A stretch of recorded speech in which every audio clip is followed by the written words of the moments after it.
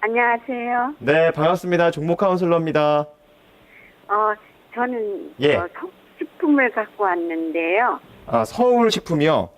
예, 예, 예. 예, 매수가랑 비중 얼마나 들어가셨어요? 2,580원이에요. 2,580원. 비중은요? 20%예요. 20% 비중. 시청자님께서는 이 서울식품을 언제쯤 매수를 하셨습니까? 11월 2일 날 했어요. 11월 2일 날. 사신 지 얼마 안 되셨네요. 그렇게 오래되진 않았어요. 그래서 갈아탈까 해서요. 갈아타실까요? 예. 최근에 좀 이 서울식품 계속 빠지고 있죠? 예, 예. 예, 그래서 그게 좀 걱정이 되셔서 다른 쪽으로 좀 갈아탈까. 빠져서 네. 빨리 갈아타는 게 옳지 않은가 싶어서 전화드렸어요. 네, 그럼 시청자님 생각이 맞는 전략인지 어떤지 좀 지금부터 알아보도록 하겠습니다. 우선 화면으로 정리를 하도록 하겠습니다.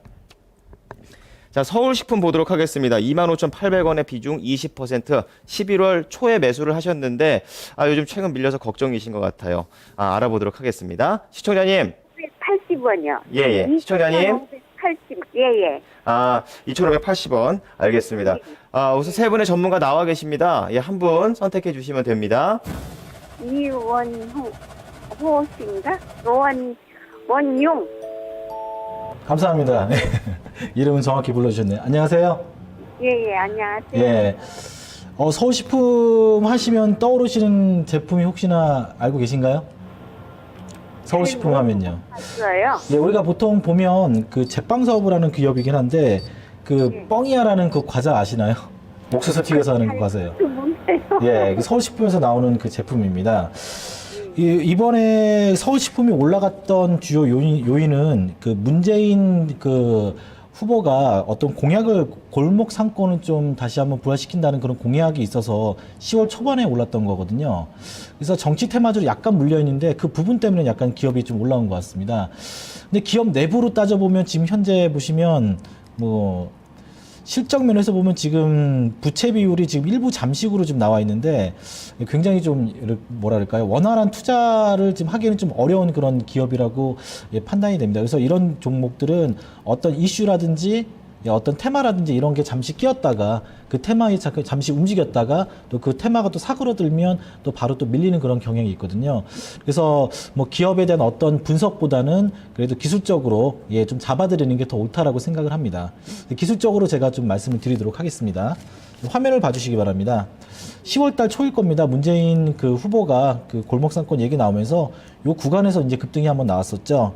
그리고 나서 이제 2,800원까지 올라가고 뭐 추세를 계속 주어졌는데 가장 중요한 것은 매물이 들어와 있는 2012년 10월 11일 날 들어온 이 물량이 중요합니다. 얘네들이 과연 나갔을까 안 나갔을까가 중요하거든요. 만약에 또 다시 문재인 후보가 뭐 이번 대선에서의 그 유력한 뭐 당선 가능성을 좀 많이 뭐 보여준다면 다시 한번 뭐 문재인 관련주들이 또 움직일 가능성이 있을 겁니다. 근데 오늘 같은 경우에는 문재인 관련 테마주들도 다들 밀리는 모양새를 좀 보여줬기 때문에 서울식품도 거기에 따라서 그렇게 자유로울 수는 없었다라고 생각이 듭니다. 아직까지는 추세는 좀 잡아주고 있는 것 같은데요. 문제는 지금 시청자님께서 2,580원이라는 단가를 가지고 계십니다. 테마가 시들어지면 분명히 이 테마에 대한 종목은 다시 원상태인 가격으로 다시 올 것이라고 보시면 될 것 같고요. 만약에 2차적인 상승이 나온다면 우리가 첫 번째로 들어왔던 요 물량이 많이 들어왔던 요 자리죠. 2,370원입니다. 요 시가 자리를 깨면 안 됩니다. 예, 종가 기준이라도 웬만해서는 이 자리를 지켜줘야 됩니다. 손절선을 가지고 가십시오, 시청자님. 그래서 2,370원을 종가 기준으로 지켜준다면 일단은 단기 박스권으로 2,700원이 상단이 되겠고 2,370원이 하단이 될 겁니다. 그래서 아직은 대선도 어느 기간 동안 아직은 좀 남아있는 상황이기 때문에 요 박스권 가두리선에서 계속 움직인다면 일단은 보유 관점은 될 것이고요. 현재 매수한 단가 정도까지 반등 한번 나올 수 있을 거라고 생각합니다. 다만 손절 라인은 이 종목은 확실하게 가져가셔야 된다는 거. 왜냐, 기업 가치로 따져보면 이 정도에 대한 주가 흐름이 나올 수가 없습니다. 테마에 의한 움직임이니까 테마에 대한 움직임답게 대응해 주시기 바랍니다. 그래요. 네. 그럼 좀 갖고 가야겠네요. 예, 일단은 손절 마지노선을 가져가시고 손절선은 2,370원 타이트하게 좀 잡아드릴 테니까 그 자리를 종가 기준으로 깨지는지 안 깨지는지 70원이요? 예, 2,370원입니다. 요 수준을 계속 유지하는지만 체크해 주십시오. 네네. 감사합니다. 네.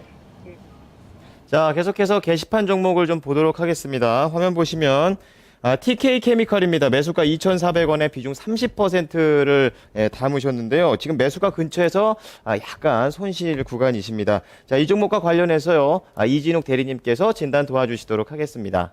예, TK 케미칼 간단하게 분석해 드리겠습니다. 이 종목 아시겠지만 한창 주식시장 좋았을 때 차화정 날아갈 때 이제 화려하게 등장했던 종목이죠. 코스닥으로. 이제 5,000원, 6,000원에 시작했던 종목이 지금 많이 꺾인 상태이긴 합니다. 지금 합성섬유 만드는 기업들 되게 많죠. 코롱 인더스트리, 효성, 캐피케미칼 이런 종목들 이어 한 7, 8위 정도 하는 기업인데요. 코스닥에서 유일하게 합성 피혁을 그 중국에 납품하는 회사 중에 하나이기도 합니다. 그러니까 어떻게 이제 이 종목이 상승하려면 이제 중국에를 눈치 볼 수밖에 없는데 곧 있을 이제 8일날 정당 대회가 있죠. 공산당 대회가 있는데. 거기서 어떤 시진핑에서 어떤 얘기가 나올 것이냐가 이 합성 피혁의 가장 중요한 걸림돌이 될 수 있을 것 같습니다. 차화정이 가장 중요한 지금 모멘텀이 제가 봤을 때는 미국 대선보다는 중국의 어떤 시진핑의 한마디일 수 있다고 보고 있거든요. 따라서 TK 케미칼 같은 경우도 좀 기다렸다가 일단은 11월 8일 날 시진핑이 어떤 얘기를 할지 한번 지켜보는 것도 괜찮을 것 같습니다. 차트 보기 앞서서 일단 수급 좀 보겠습니다. 이 종목 지금 기관이 꾸준히 사들이고 있는 종목 중에 하나인 것 같습니다. 왜냐하면 중국이 지금 정당대회가 얼마 안 남았고 시진핑의 어떤 성향을 본다면 어떤 합성 피혁 분배를 강조하는 시진핑 입장이라면 옷을 만드는 어떤 이런 관련 종목들이 오를 것이다라고 이제 시장이 보고 있는 것 같고요. 그리고 이제 차트를 보겠습니다. 차트를 보시면 아시겠지만 이 지금 파란 막대기 보이시죠? 약간 빨간 막대기가 있는데. 지금 한 가지 좀 부담스러운 게 2,500원대에 지금 매물이 가장 쌓여있는 게 가장 큰 부담인 것 같습니다. 보시면 알겠지만 이 권역에서 많은 거래가 있었기 때문에 물린 고객분들도 많이 있을 테고요. 따라서 2,500원을 뚫어내려면 강력한 기관의 매수세가 있어야 되는데 지금 매수세라면 약간은 부족한 것 같고 그 대신 하루에 20만 주, 30만 주 이상씩은 사줘야 이 매물벽을 뚫을 것 같습니다. 그래서 저는 이제 목표가는 기관의 매수세가 계속된다는 전제하에 2,800원 정도 잡겠고요. 손절가는 이평선이 교체하는 2,000원 정도로 잡겠습니다. 자, 2부는 TK 케미칼까지 보도록 하겠습니다. 3부 시작하기 전에 참여 방법 잠깐 또 알려드리도록 하겠습니다. 전화번호 02325-8200, 325국에 8200번이고요. 아자아자 게시판에 종목에 대한 고민 올려주시기 바랍니다. 3부 때 진단을 해드리도록 하겠습니다. 3부에서 뵙겠습니다.